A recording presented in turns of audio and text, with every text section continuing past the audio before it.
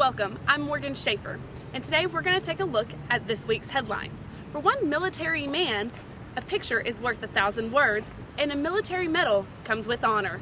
For Herman Prolapse, his Purple Heart sits high above them all. He was shot while serving in the Army during the Korean War, but was never recognized for his sacrifice until now. Through the arm, into my hip, and ended up near my spine. The Army told Prolapse they had lost his records, but with the help of some astonishing friends at the local VFW, they were able to change that.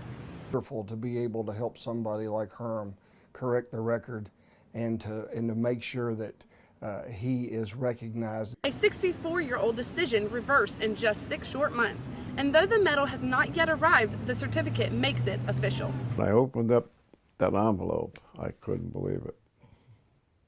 I couldn't believe it, honest. And it made me feel pretty good. In just a few weeks, he will accept the actual medal from the help of those who made it possible. And this story and honor will now sit proudly on display for years to come.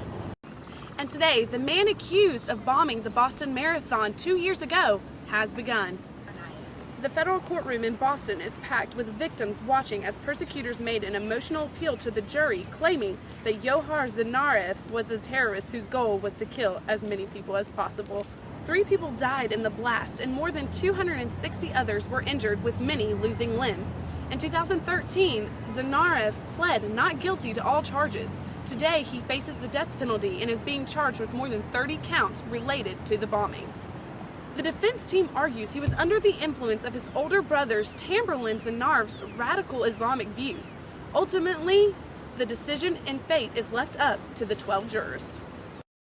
In other news, a high school basketball coach who never gave up on his dream is leading his team to the state playoffs.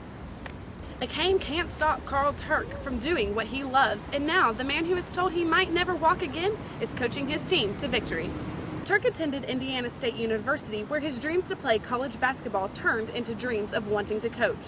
He worked with basketball camps and studied methods of different coaches and sought their advice on how he could improve. Becoming a coach was not an easy task, and it wasn't until 2010 he was hired as an assistant coach at West Oso, and in 2014, almost 10 years after moving to Texas, he became the head coach. In other sports news, former Major League Baseball player Curt Schilling tracks down and confronts a group of Twitter trolls who made explicit comments about his teenage daughter.